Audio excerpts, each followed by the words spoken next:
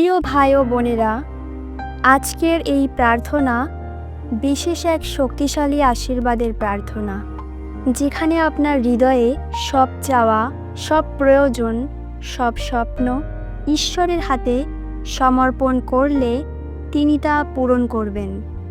Mark 11 অধ্যায় তার 24 পদ বলে, যা কিছু তোমরা প্রার্থনা করে চাইবে, বিশ্বাস করো যে তা তোমরা পেয়েছ, তাহলেই তা তোমাদের হবে।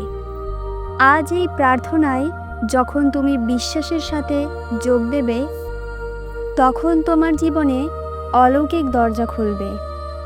যে স্বপ্ন পূরণ হয়নি, যে অভাব দূর হয়নি, যে অশ্রু থামেনি, ঈশ্বর তার ক্ষমতাশালী ডান হাত বাড়িয়ে দেবে। তাই আসুন প্রার্থনা করি। হে স্বর্গীয় পিতা, আজ আমি আমার সমস্ত চাওয়া, স্বপ্ন ও প্রয়োজন তোমার সামনে রাখছি। তুমি প্রতিশ্রুতি দিয়েছ, দরজায় কড়া নাড়লে তুমি খুলে দাও, চাইলেই তুমি দাও, খুঁজলে তোমাকে পাওয়া যায়।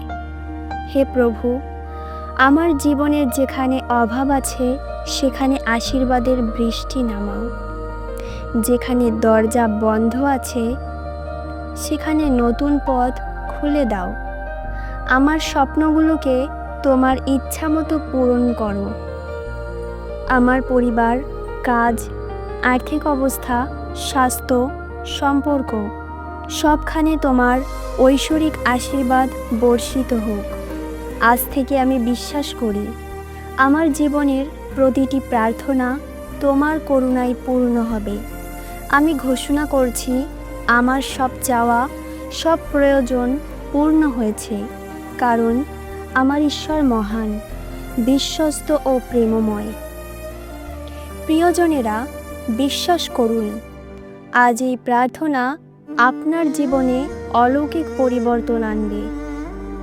আপনার জীবনে আশীর্বাদের দ্বার খুলে যাবে এবং ঈশ্বরের মহিমা প্রকাশ পাবে।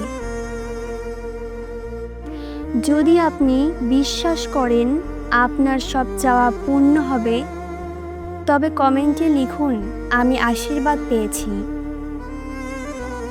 মথি 7 অধ্যায় তার 7 পদ বলে, চাও আর তোমাদের দেয়া হবে, খুঁজো আর তোমরা পাবে, দরজায় কড়া নাড়ো আর তোমাদের জন্য তা খোলা হবে। এই প্রতিশ্রুতি কখনো ব্যর্থ হয় না। আপনি যদি বিশ্বাসে প্রার্থনা করেন, তবে ঈশ্বর আপনার প্রয়োজন মেটাবেন, স্বপ্ন পূরণ করবেন এবং অশ্রু মুছিয়ে দেবেন। প্রিয় ভাই ও বোনেরা, আজকের প্রার্থনা শুধু শব্দ নয়, এটা হলো বিশ্বাসের ঘোষণা। যখন আপনি বিশ্বাস করেন যে ঈশ্বর শুনছেন, তখনই অলৌকিক কাজ শুরু হয়। ভাবুন তো, আপনি দরিদ্র হলে তিনি সম্পদের দরজা খুলে দেন, আপনি অসুস্থ হলে তিনি আরোগ্য দেন, আপনি একা হলে তিনি সান্ত্বনা দেন, আপনি ভাঙা হলে তিনি পুনর্নির্মাণ করেন। তাহলে কেন দেরি? চলুন আমরা আজ তার কাছে আমাদের সব চাওয়া সমর্পণ করি।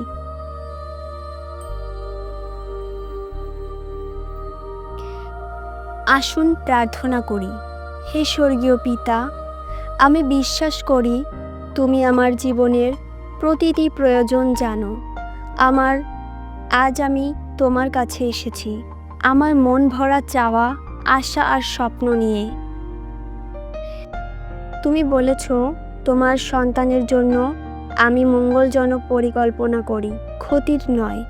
হে প্রভু, সেই পরিকল্পনা আজ আমার জীবনে কার্যকর হোক। আমার হৃদয়ে যেসব স্বপ্ন আমি পূরণ করতে পারিনি, সেগুলো তুমি আশীর্বাদে পূর্ণ করো। যে দরজা বন্ধ আছে সেগুলো খুলে দাও, যে সম্পর্ক ভেঙে গেছে সেগুলো পুনরুদ্ধার করো।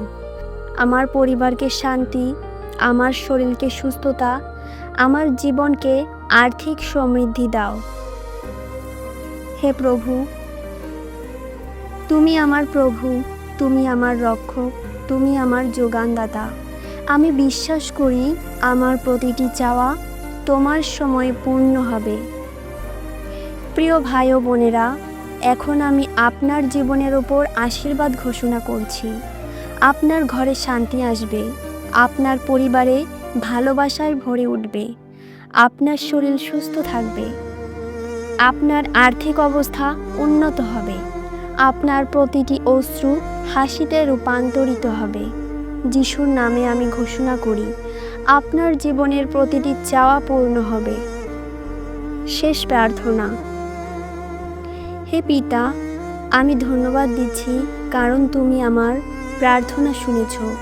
আমি বিশ্বাস করি আজ থেকে আমার জীবনে নতুন আশীর্বাদের দ্বার খুলে গেছে। যিশুর নামে আমি ঘোষণা করি, সব চাওয়া পূর্ণ হবে, সব অভাব দূর হবে, সব দুঃখ আনন্দে পরিণত হবে। আমেন। মথি 7 অধ্যায় তার 7 পদ। চাও, তোমাদের দেয়া হবে, খোঁজ করো, পাবে, দরজায় ঘা দাও, তোমাদের জন্য খোলা হবে। যারা চায় তারা প্রত্যেকে পায়, যে খোঁজ করে সে পায়, আর যে দরজায় ঘা দেয় তার জন্য দরজা খোলা হয়। তোমাদের মধ্যে কি এমন কেউ আছে যে তার ছেলে রুটি চাইলে তাকে পাথর দেবে, কিংবা মাছ চাইলে সাপ দেবে? তোমরা মন্দ হয়েও যদি নিজেদের ছেলে মেয়েদের ভালো ভালো জিনিস দিতে জানো, তবে যারা তোমাদের স্বর্গস্থ পিতার কাছে চায়, তিনি যে তাদের ভালো ভালো জিনিস দেবেন, এটা কত না নিশ্চয়। তোমরা অন্য লোকদের কাছ থেকে যে রকম ব্যবহার পেতে চাও, তোমরাও তাদের সঙ্গে সেই রকম ব্যবহার করো। এটাই হলো মসির আইন কানুন ও নবীদের শিক্ষার মূল কথা। সেই জন্য বলি, যে কেউ আমার এই সমস্ত কথা শুনে তা পালন করে, সে এমন একজন বুদ্ধিমান লোকের মতো, যে পাথরের উপরে তার ঘর তৈরি করলো। পরে বৃষ্টি নামলো, বন্যা আসলো, ঝড় বইল এবং সেই ঘরের উপরে আঘাত করলো, কিন্তু সেই ঘরটা পড়ল না, কারণ তা পাথরের উপর তৈরি করা হয়েছিল। যে কেউ আমার এই সমস্ত কথা শুনে তা পালন না করে, সে এমন একজন মূর্খ লোকের মতো, যে বালির উপরে তার ঘর তৈরি করলো। পরে বৃষ্টি নামলো, বন্যা আসলো, ঝড় বইল এবং সেই ঘরের উপর আঘাত করলো, তাতে ঘরটা পড়ে গেল। কি ভীষণভাবেই না সেই ঘরটা পড়ে গেল। যিশু যখন কথা বলা শেষ করলেন, তখন লোকেরা তার শিক্ষায় আশ্চর্য হয়ে গেল, কারণ তিনি ধর্মশিক্ষকদের মতো শিক্ষা দিচ্ছিলেন না, বরং যার অধিকার আছে সেই রকম লোকের মতো শিক্ষা দিচ্ছিলেন।